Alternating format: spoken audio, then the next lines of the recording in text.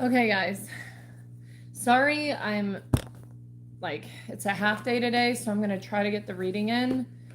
My sinuses, I hope I'm not getting sick. I feel them like back of my ear into my throat type thing. It's not feeling real good.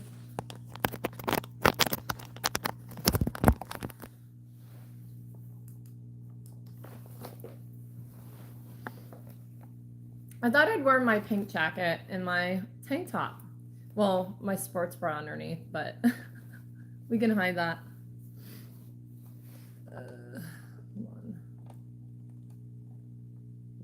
Because it kind of matches the theme of the book anyway. Because she's like kind of a bitch. Thank you. Thank you, Polly. Thank you, thank you. I like this piece, the moto part. I think it looks really cool. This does not. Sorry. It's pissing me off. Good afternoon. So I'm going to start Reckless. I did read a few pages last night on at the sleepover, but it wasn't like anything memorable. So I'm going to start from the beginning again. Hold on. Let me set my camera up. Hey. No! That's not what I asked you to do.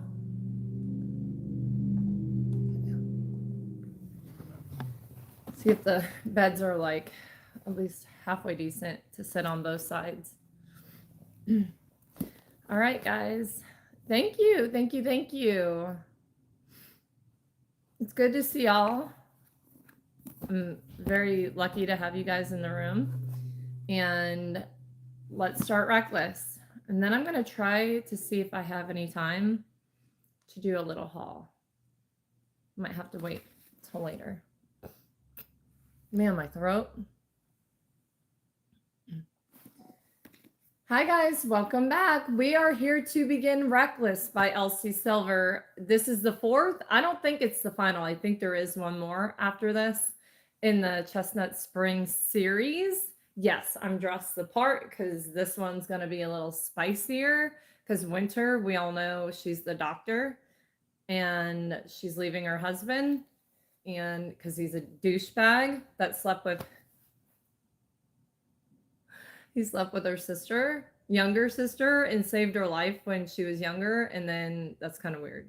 So anyway, we're gonna begin this one. I'm excited to read it. I don't have high hopes that it's gonna beat the last one because that one was my favorite book in the world. That one had all the things that I look for in a book.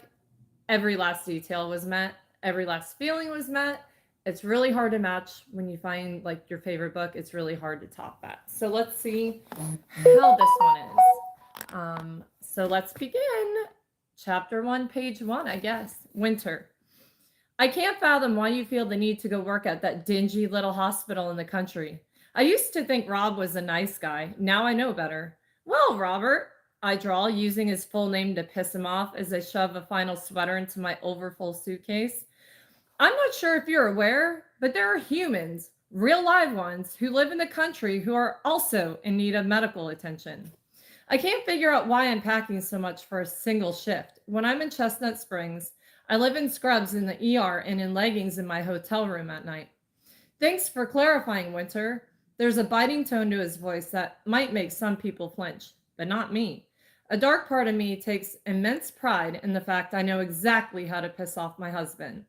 My lips twitch as I struggle to contain my satisfied smile. Yes, girl.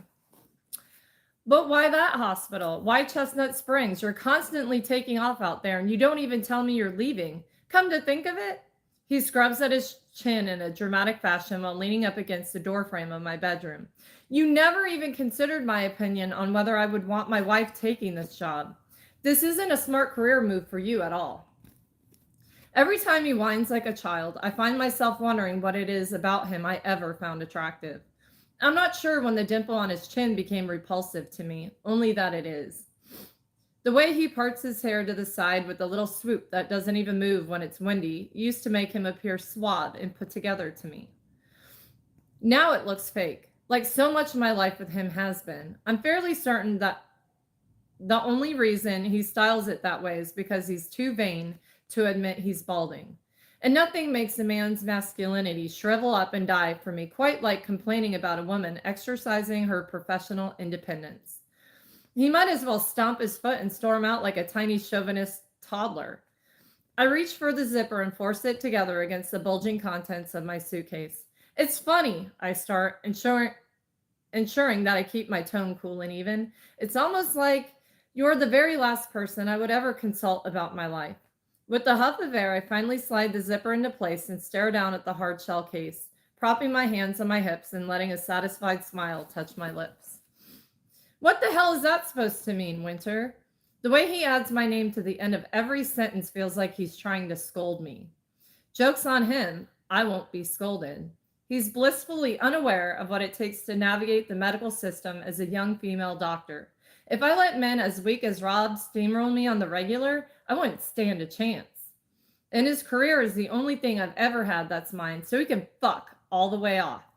Flipping one hand over, I gaze down at my neglected nails, trying to look bored by him. I'm wondering if I can find a good place for a manicure in Chestnut Springs when I reply, "Don't play stupid. It pairs so poorly with whining." I can't help but ask myself why I'm still married. I know why I thought I was sticking it out, but now I just need to buck up and get it done. I glance back down at my suitcase, packing like I'm leaving for a long ass time, and wonder if my subconscious knows something I don't.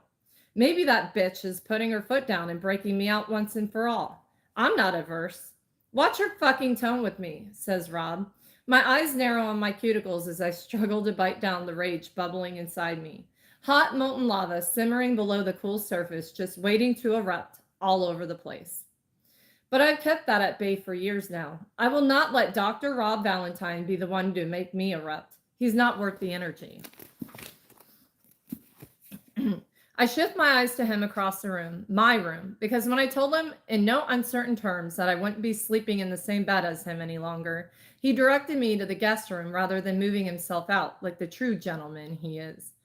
Even though he's the one at fault, he's the reason we are where we are. And the worst part is, I loved him once. He was all mine, a safe place for me to land after growing up in what felt like some sort of domestic Cold War. I let my guard down with him. I fell so damn hard. He broke my heart far worse than I'll ever let anyone know. I don't respond to him. Instead, I grab the handle of my suitcase and shove past his lean frame, heading toward the front door of our sprawling 10,000 square foot home. I hear him following, dress shoes against marble, and of course, he doesn't offer to carry my suitcase. A wry smile twists my lips, and I shake my head at the thought that he'd bother to lift a finger to help. The hardest thing for me to accept with the implosion of my marriage is that I didn't see it coming. That I can be smart and accomplished and strategic in everything I do, yet still allow this asshole to blindside me is just humiliating. Being swindled this way irks me to no end. I can feel the rage radiating off him as he sees beneath me. And I just carry on serenely, slipping my socked feet into a pair of tall leather boots and wrapping a long brown wool coat around myself. Seriously, Winter? You're not even going to dignify me with an answer? I methodically tie the coat belt around my waist, deciding I have zero desire to dignify him at all. The problem is, Rob knows me well. We've been together for 5 years, which means he understands how to piss me off too. His eyes trace over my face, taking on a vicious little slant. I liked you better with lighter hair. His pointer finger sweeps over my head, judging the darkest streaks topped with a warmer tone. He's always been obsessive about me having silvery blonde hair, telling me how much he loves it. This new color isn't as appealing. It looks dirty. But the root touch-ups, the purple shampoo, and the deep conditioner were too much work for an exhausted resident, which is why I requested my stylist put in lowlights. I blink a couple of times like I can't quite believe he has the nerve to act the way I color my hair is a personal slight to him. Except I can, because this year he took his mask off and showed me all the entitled ugliness underneath. That's funny. I liked you better when I thought you hadn't groomed my little sister and then fucked her over. He scuffs. Scuffs. That's not how it was. She was obsessed with me. My nose wrinkles, smelling the bullshit wafting off him. A much older doctor saves his underage patient's life, uses his physical appeal and power over her to get her eating out of his hand, becomes a hero to her, then, As soon as she turns 18, starts fucking her on the down low like she's some sort of dirty secret. And when he meets her older more, he drops her like some stone and marries the one who won't cost him his job for a medical license violation. Oh, my finger shoots up in the air. Except here's the kicker. He doesn't give up on the younger one quite yet. He stalks her and harasses her, sabotaging every new relationship of hers just because he can. Or maybe it makes him feel better about that receding hairline he tries to cover up. My anger swirls, but I'm the one stirring my pot by giving in to him at all. His arms cross and he glares at me, all golden coiffed hair, bright blue eyes, and Ken doll good looks. You know, I never loved her. White hot, white hot rage lances through me. Everything around us blurs as my eyes focus on the asshole I married. I try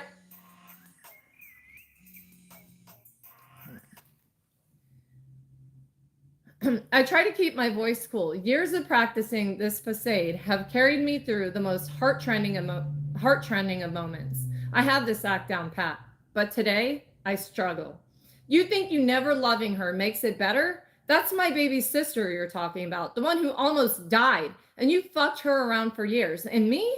I don't think you've ever loved me either. My words echo in the spacious foyer as we stare each other down. I have. I have. That's his proclamation to me? I laugh bitterly. Who the fuck are you kidding, Robert? Do you ever tire of lying, of trying to keep your story straight? The jig is up. I see you. You made me believe I had something I never did. You played me. He doesn't correct me. He just glares. It shouldn't hurt, but it does. For what you've done to me, I am indifferent to you. For what you've done to her, I hate you. I wouldn't have touched you with a 1 million foot pole if I'd realized the type of man you really were. Fool me once, never again. That's the new saying. With that, I tug my suitcase up and spin on my heel, flinging the door open so hard it smashes into the wall behind it. I hate how fired up I am, how out of control I feel. But I hold my chin up, press my shoulders down, and walk out of that house with the placid, unaffected composure I can muster. Does that mean you're leaving me? How can someone so educated be so stupid? I almost laugh. I keep walking, patting him on the shoulder like the dog he is as I pass by. Use that fancy medical degree. Where was I? Use that fancy medical degree and figure it out for yourself. You don't even like her, he yells in a whiny tone that scrapes down my neck like nails on a chalkboard. You gonna run back to her and beg for forgiveness after what a royal cunt you've been to her all these years? Good luck with that. I'll be here when you come crawling back. But I don't single glance back. Instead, I flip him the finger over my shoulder and take satisfaction in knowing he's wrong.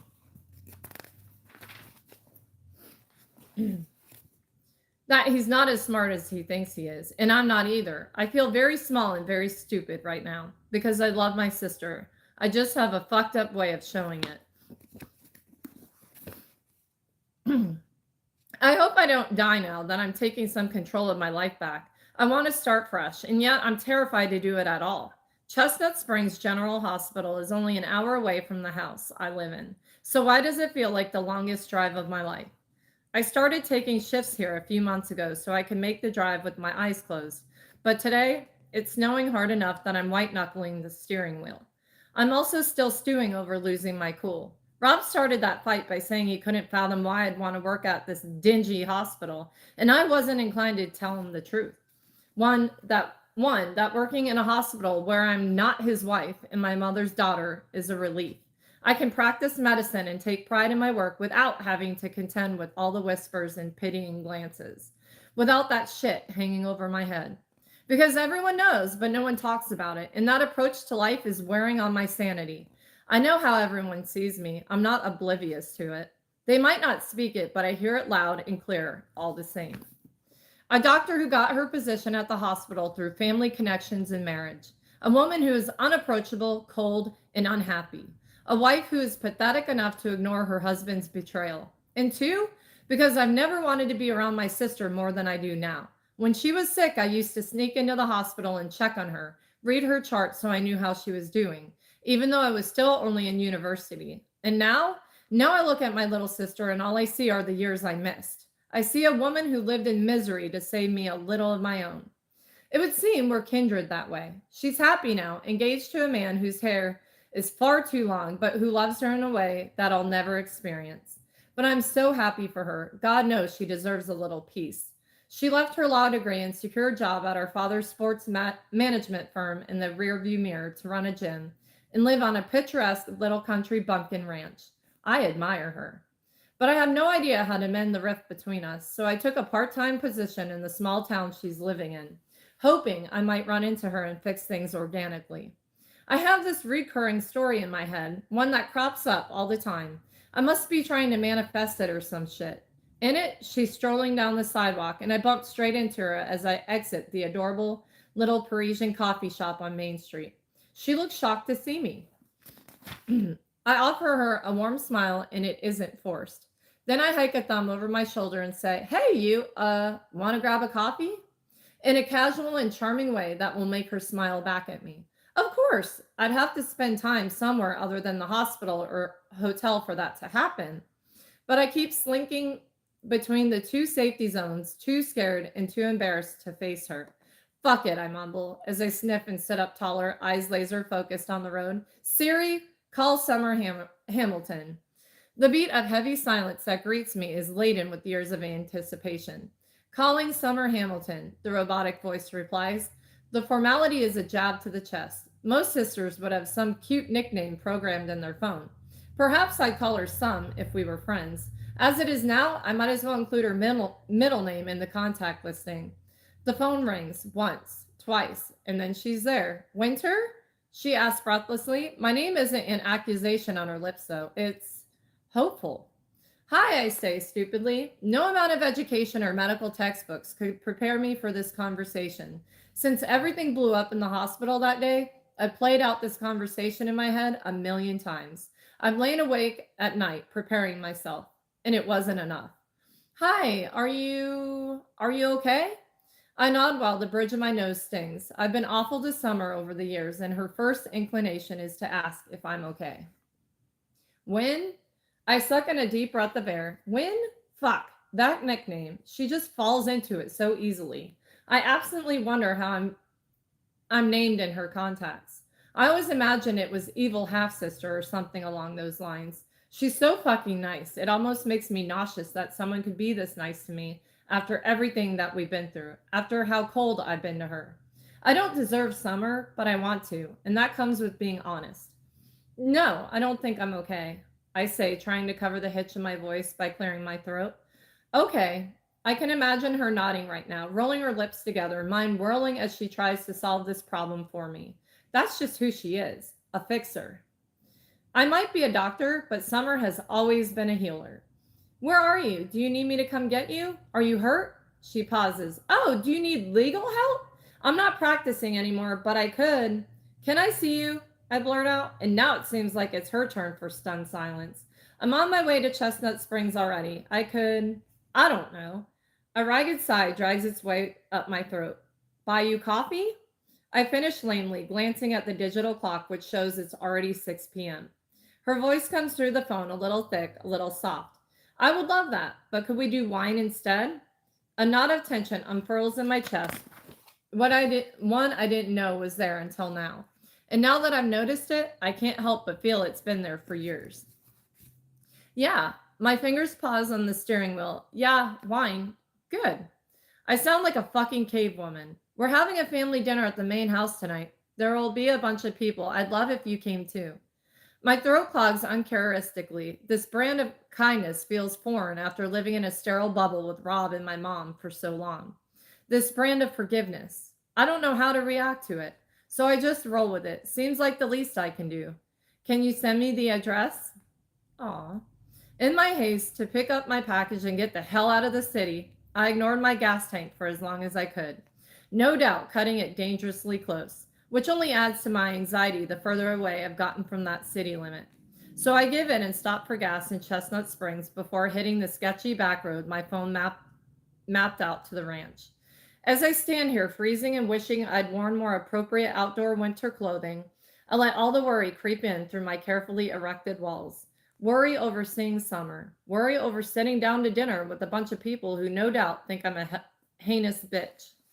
Worry over the snow-packed roads. I've seen too many car accident traumas roll into the ER lately. Worry over my career and what the hell I'm going to do, where I'm going to land. Hilariously, albeit a dark hilariously, I feel next to no concern over the thought of leaving Rob for good. I've stung that I've strung that out for a long time. I've thought about it, analyzed it from every angle. I kept thinking of divorce as a failure, but leaving tonight didn't feel like failing.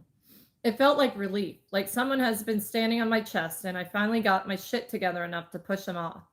My muscles are tired from pushing, and I've got some bumps and bruises from the fight. Leaving hurt, but I can finally breathe through the pain. I sigh a deep, heavy sigh and watch my breath puff out from between my lips into a smoky little cloud, more obvious under the neon lights that flood down over the gas phase. The tips of my fingers go from tingling to downright numb in a matter of seconds, where they're wrapped around the red plastic handle. I bounce on the spot and look up when I hear a bell jangle at the door of the gas station. The man who walks out through the glass door is all swagger and broad shoulders. Dark hair, darker eyes, lashes that make the blonde girl in me a little irritated. He's smirking down at the lotto ticket in his hand like he thinks he's going to win. I could tell him he's not going to win, that it's a waste of money, but I get the distinct impression that this is the type of man who doesn't care. He got He's got unlaced boots, jeans stacked around the tops, a couple of long silver chains adorn his chest. Disappearing under a plaid button down that is open just a little too far, a heavy knit cardigan slung carelessly over the top. He's sexy without even trying. Even the weather doesn't seem to bother him. I bet he rolls out of bed after sleeping in yesterday's socks and just shoves them back in those warm leather boots.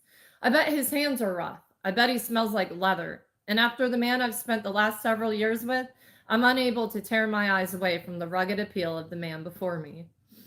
I've stared at him so long, so thoroughly, that the gas pump makes a loud clanking noise as it bumps back into my palm, signaling the tank is full. The noise of it draws his attention my way, and he turns the full force of his sex appeal on me. The square jaw dusted with the perfect amount of stubble, topped off with lips that are just wasted on a man. The way he looks, it's absurd. I drop my head quickly, fumbling with the pump to get it latched back in its holder. My tongue swipes at my lips. I get the distinct sense that the sexy lumberjack is watching me, but I don't glance up to see. There are a flutter in my chest and a heat in my cheeks, one I haven't felt for a very, very long time, because I was actually happily married, and now I'm not, I think. And this is the first man I've let myself look at inappropriately. A man who can't bother to tie his shoes and plays the lotto. Ugh, I groan to myself as I approach my door, suddenly a lot less cold than I was before I saw him. But as I'm about to slide into my seat, I peek back over my shoulder at the guy, the one standing at his silver truck, the one who's still watching me with a knowing smirk on his face, the one who runs a hand through his perfectly tousled hair and winks at me. I'm in my car and out onto the dark road like a shot, getting away as quickly as possible. Because the very last thing I need in my life is someone who makes me feel like there's not enough oxygen in my lungs when I've only just caught my breath. I like this one. I like her verbiage. It's just really good. Chapter 2, Theo. The blonde woman stared at me like I was some sort of alien. I had to stop this and stare back because she was so fucking blatant. I was ready to crack a joke about how objectified I felt by the way she was oogling me, but then she licked her lips once, blinked, and shot off, which is a shame because I liked the way she gawked at me. I wasn't feeling objectified at all. If she'd looked me in the eye, all bets would have been off. I could have given her something to really stare at. I didn't become a bull rider because I can't stand an audience, the show, the crowd, the recognition. I thrive on it. I was born into it. Gabriel Silva is arguably one of the most famous World Bull Riding Federation riders of all time. And he isn't just my idol, he's my dad. Was? I never know how to refer to him. He still feels very present to me, even though he died so long ago. As I swung up into my truck, I chuckled to myself. I know the stunning blonde in the fancy Audi will cross my mind from time to time. Because she was something unusually wholesome about that interaction. Like she was a teenager caught gawking and got embarrassed about it. I'd feel bad for her if I didn't feel so bad for myself that she ran off before I could get her number. I hit the darkened road heading out to Wishing Well Ranch. I've come out here enough times over the years that I know where I'm going, whether it's dark or not. My mentor, Rhett Eaton, lives out here, and with my mom and sister living in a province away, his family has become a little like my own over the holidays. I usually head to mom's place for Christmas, but she took a singles cruise with my little sister so they could both meet Mr. Right, I think they called it. And though I might be very, very single, I have zero desire to partake in that shit with my family. Hard pass. There are plenty of single buckle bunnies out on the WBRF circuit for me to pass the time with. Boring as the endless series of mindless fucks have become, that don't require involving my mom. Not to mention the whole boat thing freaks me out. Put me on an angry bull, I'm fine. Put me on a big boat with no land anywhere in sight, hard pass. I saw an Oprah episode about people who go missing on those, and I'm too young and pretty to die. Within a few minutes, there are red tail lights ahead of me, and then I'm gaining on them quickly, really quickly. Come on, I groan into the quiet cab of my truck as I tip my head back. Yeah, it's snowing, but the roads are hard packed and not icy. I finally catch up to the car and realize just how slowly they're going. 30 kilometers an hour in a 50, and this isn't even a school zone. It's when I get close enough that I realize it's the smoke show in the Audi. I should have guessed. The heeled boots and the long coat didn't scream country girl. And neither does the way she drives the back road. The signal light flicks left, the vehicle slows and then speeds up. The signal light flashes right and the car swerves a little. Maybe she's lost or drunk. I sometimes zone out like she did, staring at me when I've had a few too many. Then I get close enough to see the light of her cell phone through the back window. Perfect. Texting and driving. This chick is going to kill herself, or me. Maybe if we shared a hospital room, I could get her number after all. Might be worth it. When she slams the brakes, I startle and honk. Seriously? I shout, my heart ratcheting up. I don't care how hot she is. She's a fucking terrible driver. She shoots forward but slows again. I back off, not wanting to be too close to someone this erratic. But damn it, I end up thinking of my mom or my sister lost on a back road. I go back to her being lost instead of driving like an asshole on purpose. A quick glance at my phone in its holster tells me reception is officially gone on the stretch, so she can't possibly be texting anyone. I flash my high beams thinking I can help if she pulls over. I immediately feel like a serial killer. No woman in her right mind would pull over on a dark road to talk to a strange man who's flashed his high beams at her. So I settle in, crank my Chris Stapleton, and let my eyes wander out over the snow-covered fields. All crisp and white, reflecting the light of the moon, they make it seem not so dark anymore. Before long, I'm approaching the turnoff into Wishing Well Ranch, which means I can finally bid my terrible driving temptress farewell. Except she signals and turns into the ranch. My mind whirs with what that might mean. She's definitely going to think I'm stalking her, and if we're both heading to the same place, she's someone I know in a roundabout way. Once the lit house comes into view, her car accelerates right to the front porch. She hits the brakes and flies out of her car, slamming the door and storming in my direction before I can even get out of my truck. When I make it out, I hear, "Are you fucking insane?" Okay, she's mad, and she doesn't sound drunk at all. She's got her keys wedged between her fingers like claws, and I instantly like this girl. No preamble, just comes out swinging. She's tiny and ferocious. I feel like Peter Pan getting reamed by Tinkerbell. Easy, Tink. I offer her a smile and lift my hands in surrender, not wanting to make her feel threatened. You're going to pop a blood vessel stomping around like that. Tink? Her voice grows even louder. I wave a hand over her. Yeah, you've got this whole angry little Tinkerbell vibe happening. I dig it. I let my gaze trace her body for only a moment, not wanting to border on leering. But hey, fair is fair after the way she gawked at the gas station. You're fucking nuts, you know that? She starts back in. You drive like an asshole behind me for a solid 10 minutes, and now you follow me here to check me out and compare me to a Disney pixie? That was dangerous. You could kill someone. Her arms flap angrily and her dainty face twists up in fury. A look like that could incinerate a man on the spot, but not me. I should prod her. I know I shouldn't, but I feel like a kid with a crush who mocks the girl he likes to get her attention. And I like the way this one fires back. I want more. I think she's actually a fairy, and for the record, driving 20 below the speed limit is also dangerous and could kill someone. Mostly me, from boredom, I joke. Her eyes widen almost comically, a sure sign that I failed to lighten the mood at all. It's dark and snowy. I don't know the area. There could be wildlife. Driving slowly is safe so long as the back 40 hillbilly isn't riding my ass in his small dick truck, flashing his high beams at me. My lips clamp down against each other. Fuck. I really like this girl. I should stop. I should walk away. I should channel my maturity and not flirt with her by infuriating her. But I've always been a little reckless.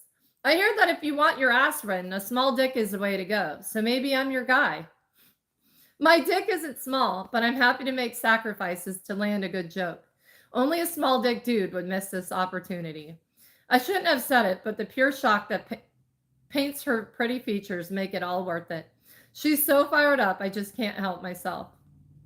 Play with fire, and I'll be there to pour gasoline on it for you. Her hand shoots up between us. I'm married, you fucking pig. Now leave. Her hand flips out firmly, pointing down the driveway. Married? I just shrug. Married for now, maybe. I'm persistent, and this girl wasn't staring at me like a married woman. Not a happily married one, anyway. It's Rhett's voice that draws our attention to the sprawling wraparound porch attached to the huge ranch house. Yeah, don't worry, Winter. We're going to free you from that husband and bury him in the backfield. It'll be like that Dixie Chicks song. Rob is the new Earl. Winter. Winter, as in Summer's sister? Fuck, that's a stupid combination of names for two sisters. They should hate their parents instead of each other, if you ask me. I glanced back at the woman before me, about 6 feet away. Everyone has described her as cold and distant, a real ice queen. I've heard the stories, the drama. They've made her sound like some sort of criminal mastermind. But all I see is a firecracker who needs my help to work out some aggression. And I wouldn't be mad at helping her with that. Not even a little. I'm philanthropic that way.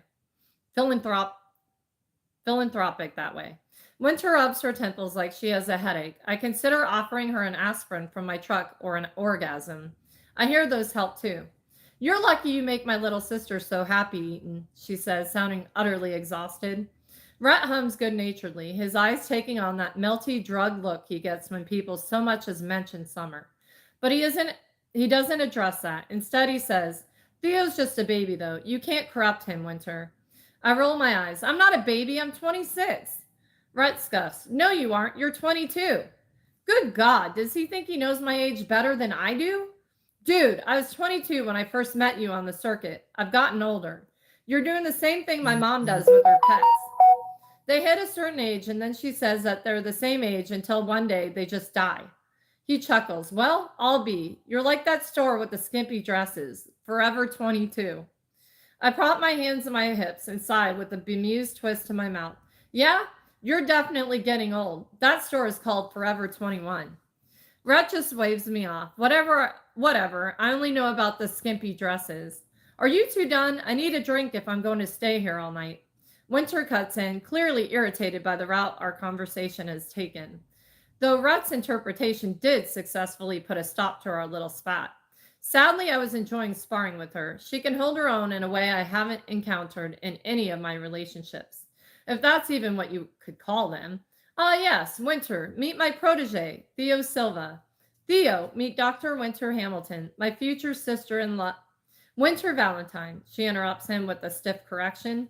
For now, I add, winking at her, because now that I know who she is, I don't feel so bad about making my play. I know who her husband is, and I already know I don't give a fuck about that guy. I already know Winter can do better, and I'm a lot better, whether she realizes it yet or not. She gives me the most dramatic eye roll and walks in my direction. I stick my hand out because Mama raised a gentleman, but she just walks past, glaring at me with eyes bright blue, like the bottom of a flame. I turn my head to hold her gaze as she draws even with me, shoulder to shoulder. She doesn't take my hand, though, so I roll with it, swiping my hand through my hair with a wink. The same wink I gave her at the gas station. Our little secret. Call your dog off, Eaton. She keeps walking, only addressing Rhett like I'm not even there. But goddamn, I love a challenge. I turn with a loud woof as I watch her petite frame slip into the bright light of the warm, bustling house. Rhett is laughing at me, not with me. You're an idiot, Theo. I shake my head. Dude, I think I'm in love with your sister-in-law. She's so fiery. Now it's Rhett shaking his head like he knows something I don't. And I follow him into the house because I want to know more. I want to know more about Winter Valentine, like when that divorce is happening. Okay, guys, I'm going to stop there. And we left off on page 24, chapter 3. Where's my... I'll get another one of these. Yay. This one's going to be fiery too. I think that's why I wanted to wear this jacket today. I don't know. But thank you guys for being here. I'm excited about this book. I'm trying to be hopeful it'll be just as good as the last one. But like I said, it's hard to beat. But anyway, it's the character I fell in love with. Jasper was like the perfect book to write about. But this one, we haven't heard that much about Winter really either. Since the first one. The first one, we learned a lot more about her. But yeah, her dickhead husband that slept with her sister. Yeah, kind of a weird situation. But thank you again for being here. Make sure you hit your bell notification so you're aware of when I go live, and get into the habit of daily checking my lives, because you may catch it on a live just like I'm on live right now. And make sure you watch it both ways. It's good to do both ways, like live, raw, and unedited, and the edited version. Do both. But anyway, thank you guys, and I will see you guys tomorrow. Bye.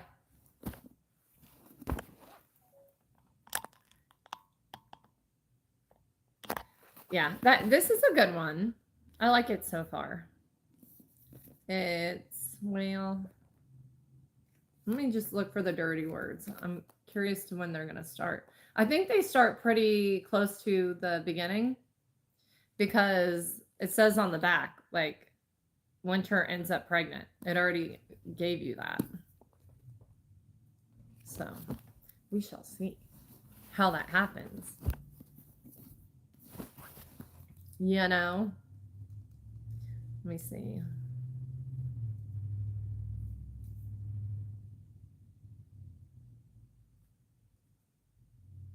What? What? What is this? What is this? How are you all today?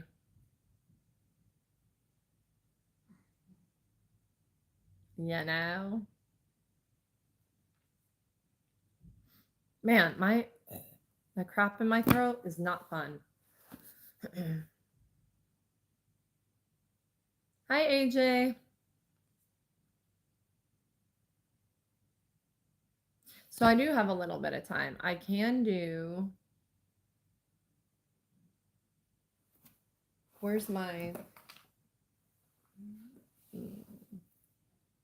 Oh, so these are some of the new pants I got. Look at how it has like they're Walmart. They were on clearance for $13. So cute.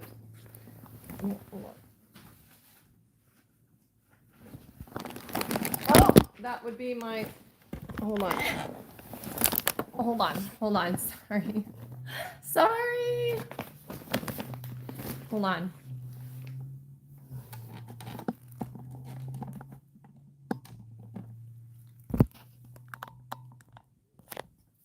Awesome. So I'm going to do a Walmart haul real quick of some Easter things that I got. And by the way, I could still smell the marshmallow peeps. So whoever said it wasn't strong enough has a nose issue. You know what? I'll smell, or I'll spray a little more. More peepish, you know? Never did anybody any harm. Smelling like a peep. Alejandro in Alaska. Okay. Hold on.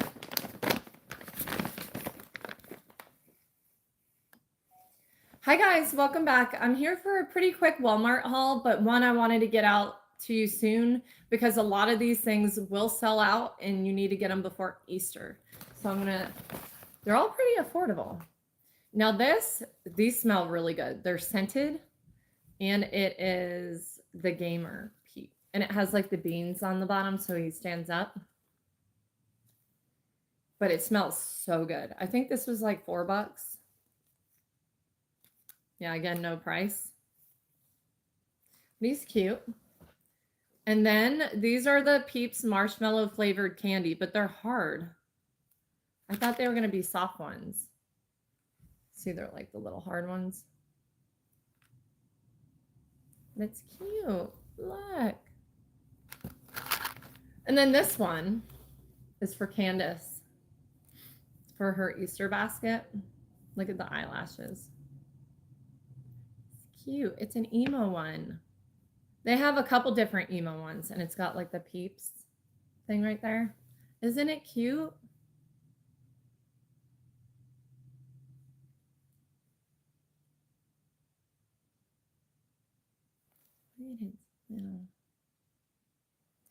Yeah, cute. And then I got these lollipop, Peeps lollipop rings. It's not a Kirby, it's a Peep. So they come like this. I want to see if they're good. Oh, look, it's a little Peep. It does taste like marshmallow. It's really cute.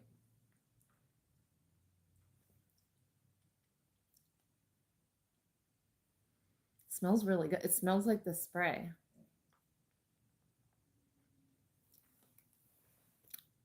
Peep, peep, peep, peep, peep, peep. They're really cute. Okay, and I had to get more wax melts. I actually wanted the strawberry crunch one, but they switched it out. I guess they didn't have any. This is strawberries and cream. These smell really good.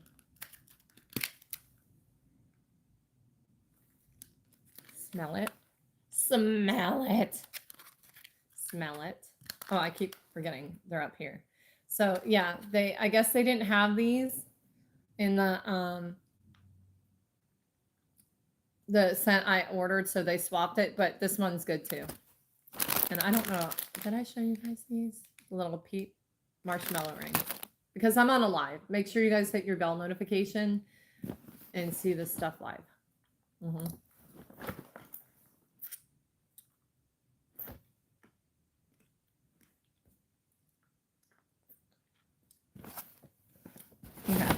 And then this is the backpack that was $5.95.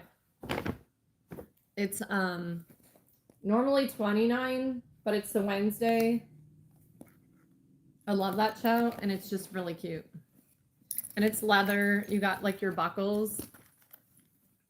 It's lined in the inside. It says Unitas est invicta. And it's their academy. Nevermore Academy. Yeah. Oh, that's a nice zipper too. And then you got 2 slip pockets. It's just like the other one that I got, the Minnie Mouse one. Then here's your zipper pocket.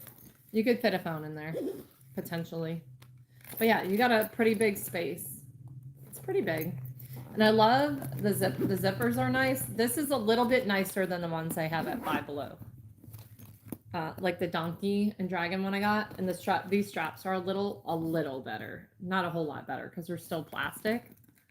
But it's cute. It says Nevermore Academy right here. So $5.95. Yeah, it's normally $29. And then I got this for Candace. It's the bugged out with the beetle on it.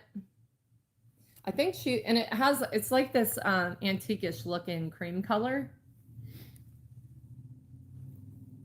It says Innovative Freedom. So yeah, they're all like official merch. Got the VW. Yeah, Innovative Freedom.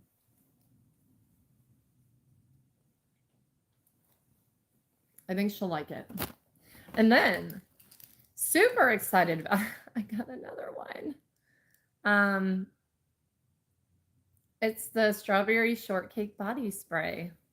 I don't know how I came across it, but it has like the little, and it's small enough. It is not the best smelling strawberry, but it fits in my purse. So, or I can keep it in the van. Look how cute it is. For like an Easter basket. I don't know if they have any more in this collection or not. I need to, because you can't just search strawberry shortcake. It doesn't come up like that. So yeah, that's my Walmart haul. And then I got these pants. And I got some, hold on. I'll show you this one too, real quick. I think it's the John Cena boys t-shirt. So they have their graphic tees, their new ones for boys. He's gonna like this. And it's that same kind of antique-ish cream color. I really like it. Yeah, JB's gonna like that. I think it was $9. Was it $9? Something like that. Yeah, I love Walmart. Now I have more, but I can't haul it because I want to do a try on with it, and the rest of it's not here. It's that workout wear. So I'm gonna haul that later. But did I hold it up to here? I think I did. Here it is again. I want to make sure everybody saw it. John Cena. Yeah, you can't beat Walmart. Like all this stuff. I mean, and yeah, grab these. You get 4 in a pack. And I think like they're probably all the same. Marshmallow flavored lollipops. So they're all like the same flavor. Yeah, get them for Easter now. That is so cute. That is just so flipping cute. Okay. I think they have a green emo one too. But to me, emo isn't green. That is so cute. But anyway, thank you guys for being here for this haul, for me in general. Make sure you check out my sleepover live. It is up there for you to watch at this point in time. And yeah, let me know how you like it, and I will do more in the future. It has to be kind of planned out at a certain time because my husband can't be in the video. So yeah, make sure you hit your bell notification. Make sure you comment below which your favorite find was, and if you're planning on getting anything. Yeah, definitely check out Walmart's graphic tees. They have amazing deals. This just came across. I don't know how, but I love it. I love Wednesday. It's such a good show. And yeah, I will see you guys soon. Bye, guys.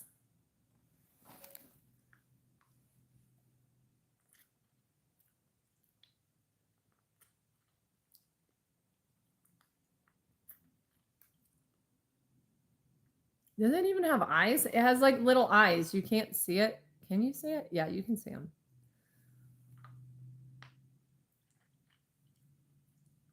Hi, Dariel.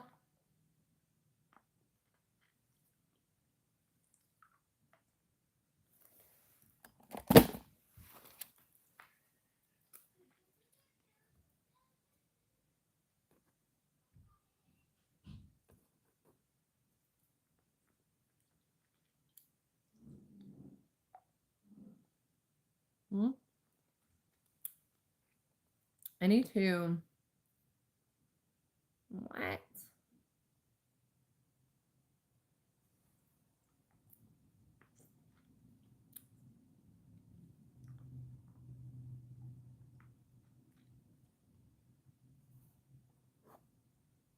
Why is my Gotta get a thumbnail for last night's reading.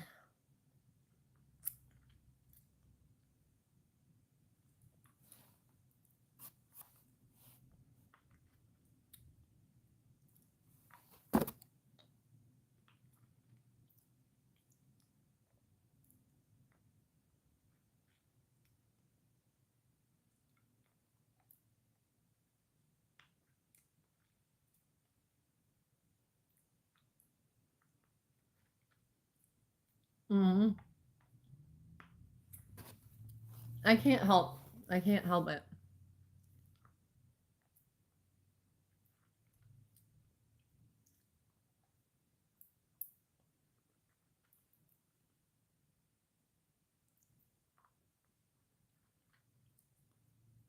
It's so good though. But it needs to be bigger. It's like hard to eat. It's like if you poked me, a piñata would fall out. A piñata full of candy.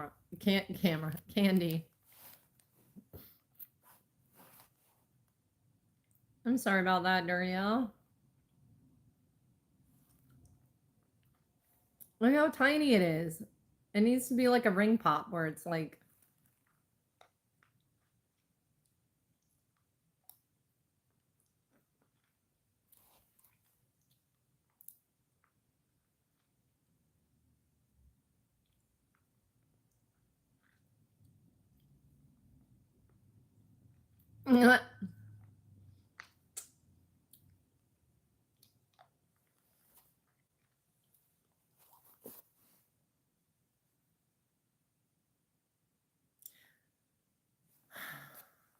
see, it has like little ties here too.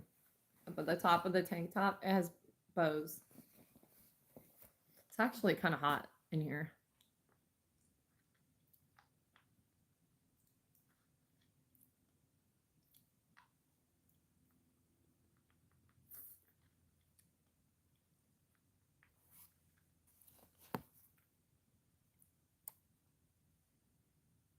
Well, I was listening to how you think it's nice when women wear, but I'm not wearing heels today. I'm wearing my Converse.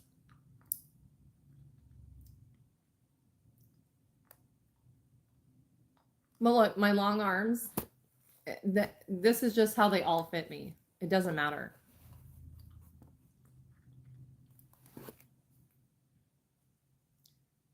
Found one.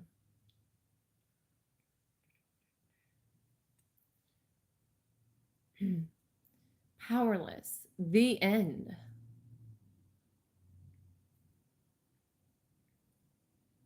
Is the end, motherfuckers.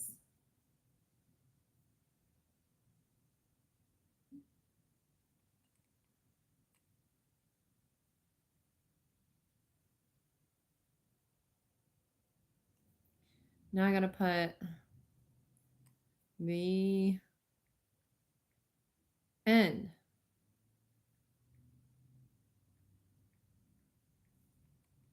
Wow, I could spell. No, don't move the. No, fucker. Motherfucker.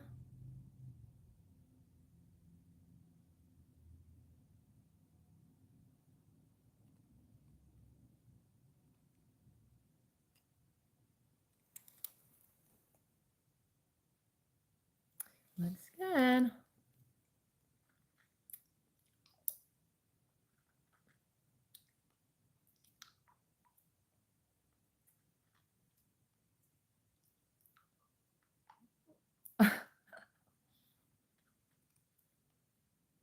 These are hard to eat. You can't even like put your mouth around it right because the shape is just odd. Hey.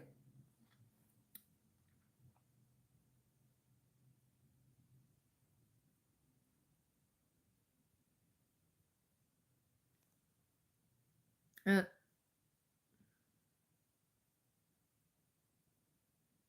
wait, what page was it? Drew? Hold on.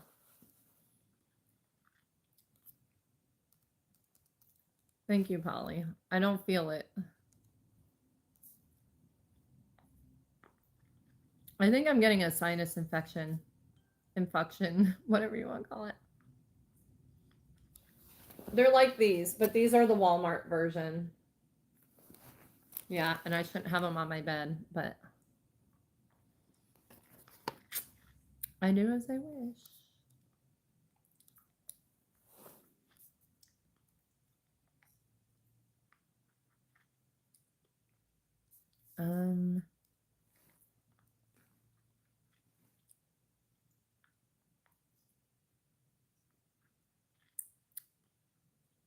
Huh?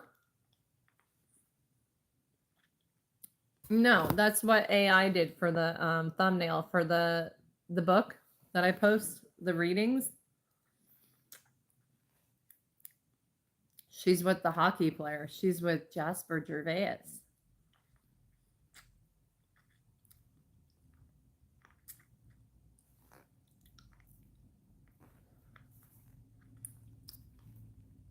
Hold on. Videos. What? Ugh, I hate when my phone goes out like that. Number 15. What pages was it? I can't read that. 380.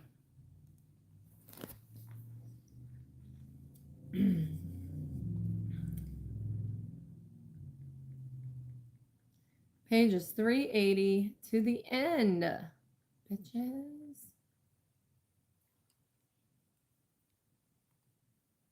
What?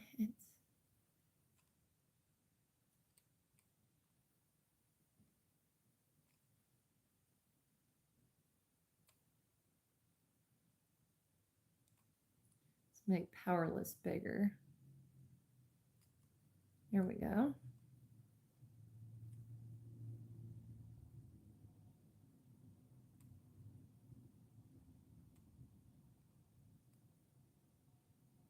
There we go. Now I can post it. So it takes, like, I take a still photo of me holding the book in the beginning. That's why I do that. And then I send it to AI. I tell it, like, powerless, romance, hockey player, ballerina. And it does that.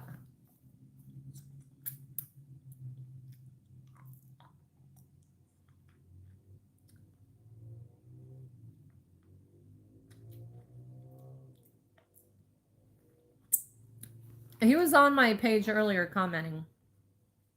I pinned his comments. I didn't know I could pin comments like that. Thank you, Polly, for letting me know.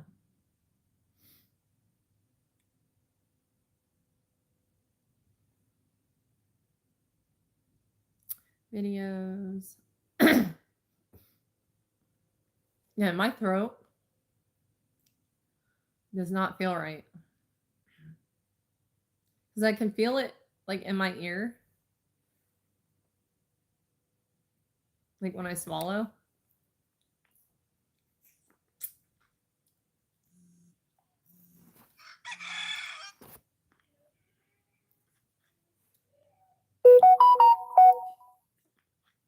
Oh, by the way, this morning I got some laundry done.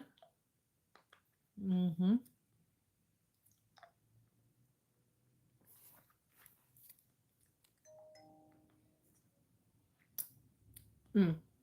Wait a minute. Did I already put? Okay, I already did. Now I need to cut and paste the info from the video, the prior one. Just change the pages out. See, guys? Once you get used to editing, it's still time consuming, but it's easy. It's easy work. It is very time consuming. I will not lie.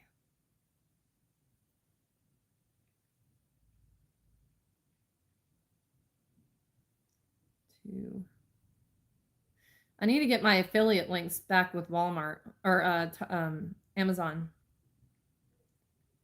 I don't know how to do it because I didn't have enough clicks before, so they, like, pushed me out of the program. So I don't know if it's even worth doing it again.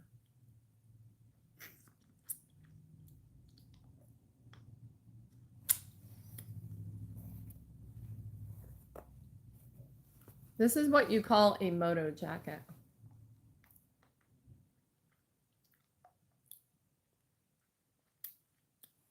Well, my phone didn't die. I turned it off at like 5 a.m. this morning, or 5:30. Stayed on all night. Hopefully I didn't snore. I did turn the mute on.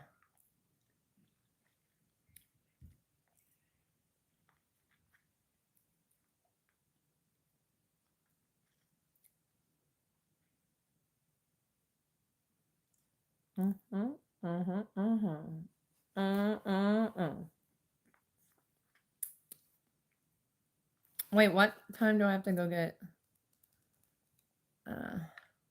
Eh, JB.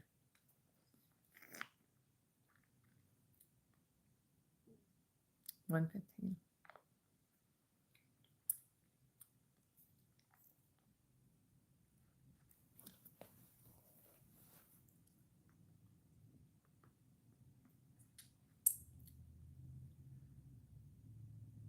Alaska just goes and buys more clothes.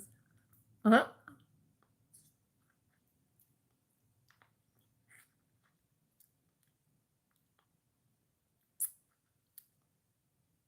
Well, that's how it works, Ollie.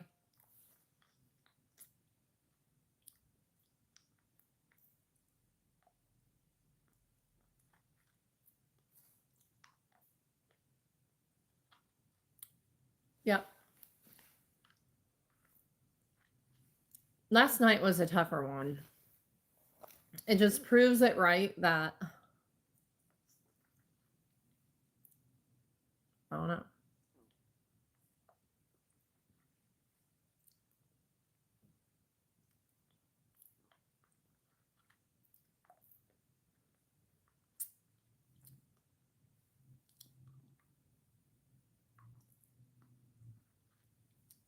I love this wig, you guys. I love it so much.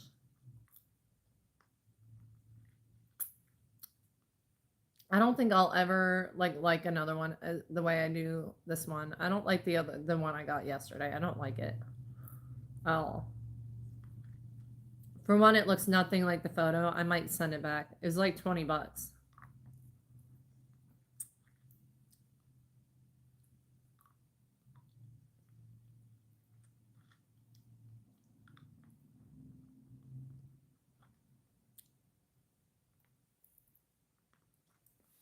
Um, the spammers were like hundreds of them. Like it was so fast. I don't. Alejandro wasn't on there yet either. It was me and Justin and Matt, and they're like, Justin's like, "Do you want me to help you?" And I'm like, "There's nothing we can do. It's just too many."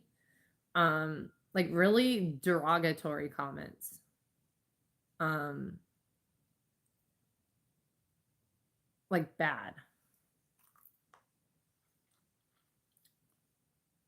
Like hundreds. Like they were coming and going out, coming and going out. Like I could not keep up with it.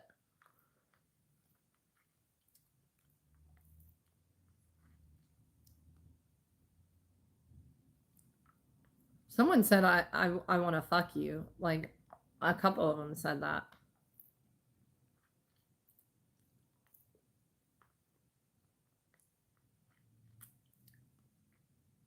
Sometimes I talk in my sleep, which is I don't know if that's a good thing or not.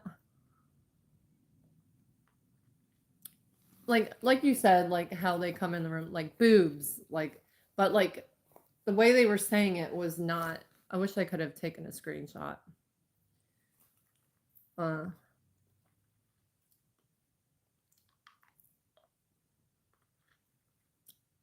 Uh show them to us. Like show us your boobs. Something they would not say in front of me. They'll only say behind a fuck.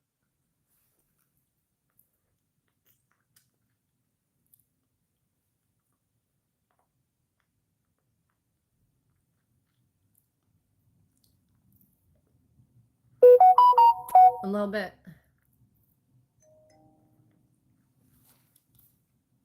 Especially, well, a lot of it was too like Matt and Justin were getting really upset and they were offended by it that I was just watching it happen.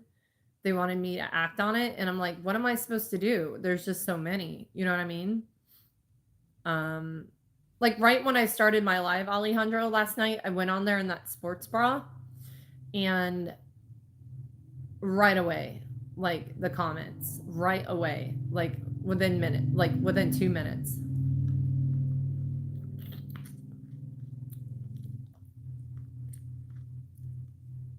That's not true, Polly. You can't always be there. You can't. And you wouldn't have even been able to stop it. It was like overwhelmed. Like there's no fucking way. It was, I don't know if it was bots or what, but it was crazy. I had never seen anything quite like it before. And It was more the other people's reaction to it, not mine. Like, they wanted me to do something about it, and I'm like,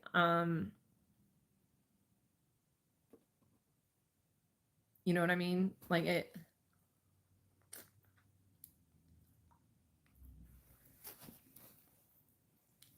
Oh, I was kicking them out, but I couldn't get it, you know, they were just coming in as fast as I was kicking them out.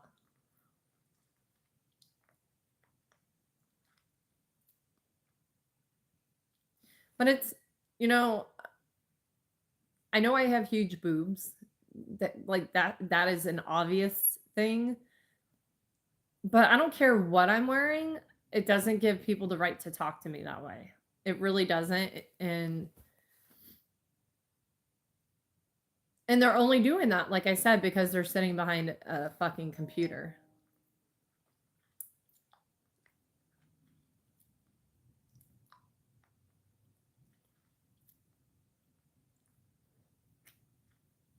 I can only imagine the try on in Victoria's Secrets, how that one was.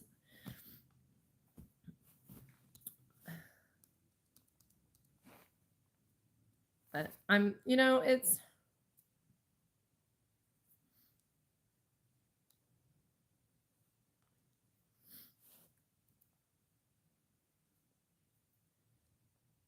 PG&E is having a town hall. Who gives a fuck about them?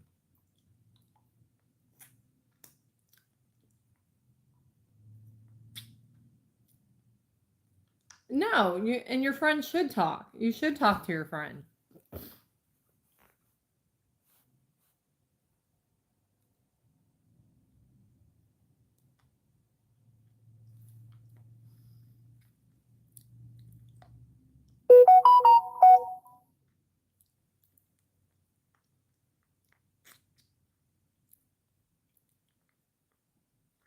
Oh, good. They have my ophthalmology referral. Let me put it in my notes.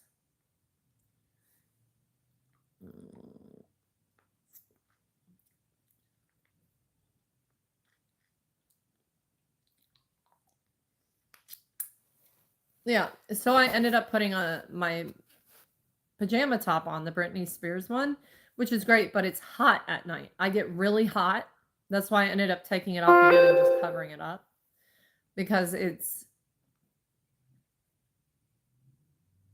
you know, it's hot. And I'm like premenopausal. I sweat. I get hot flashes all night, and it's not comfortable. So I sleep in next to nothing these days.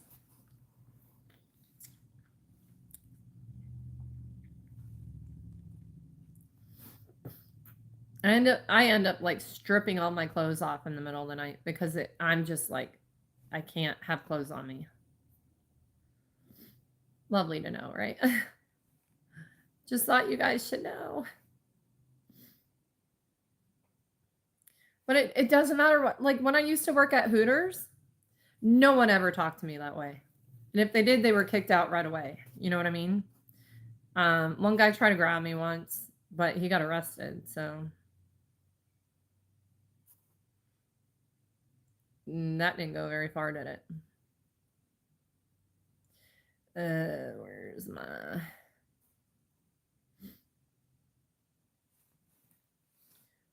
up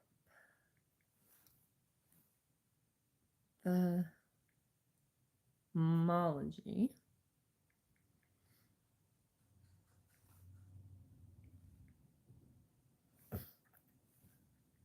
IQ. Oh, that's cute.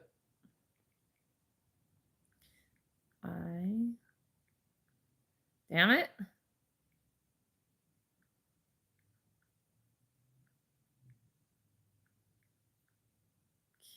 Ugh.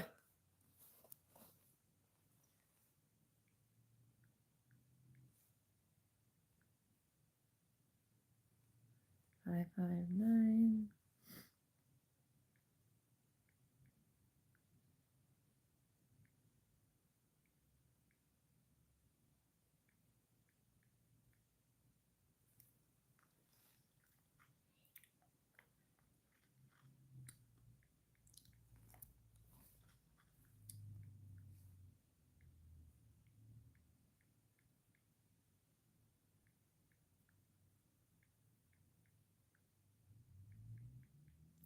I think I've seen this before, this place.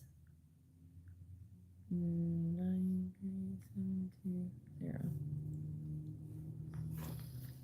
So Polly, Rich is over there by where you're at. He's about 15 minutes from you at one of the recruiting stations.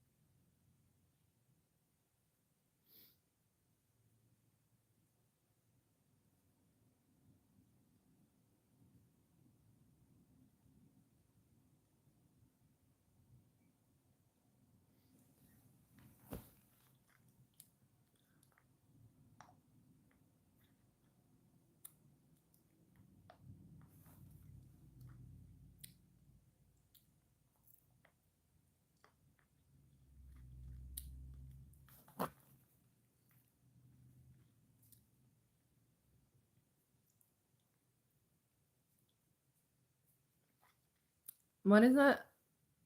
OF? What is that?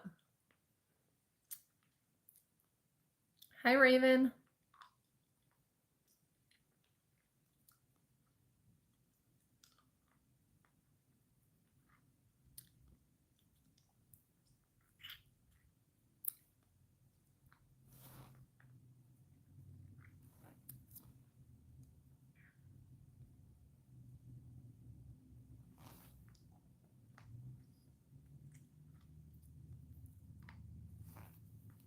Hmm.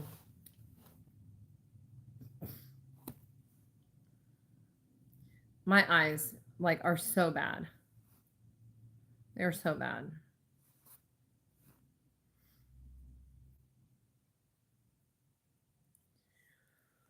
Check my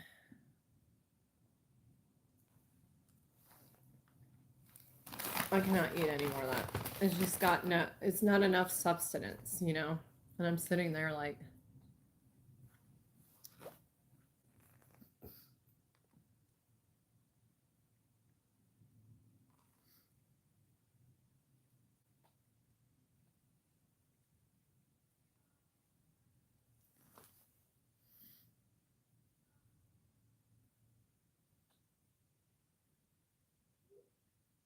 ah.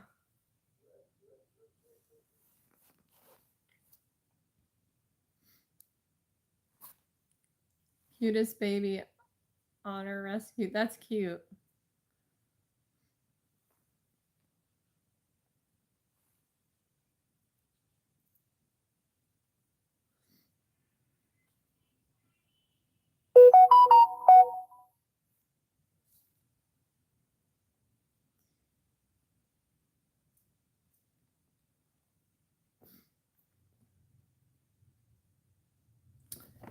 Oh, that is did and done.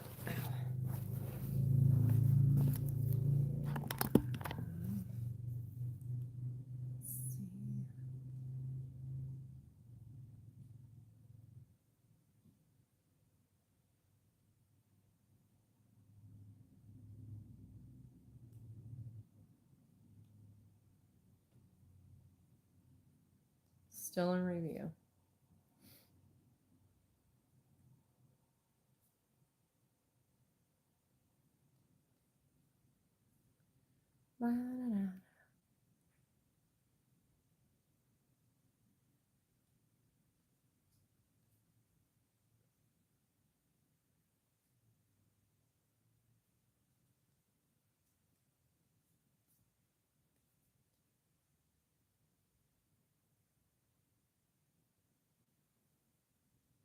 Bye, Raven.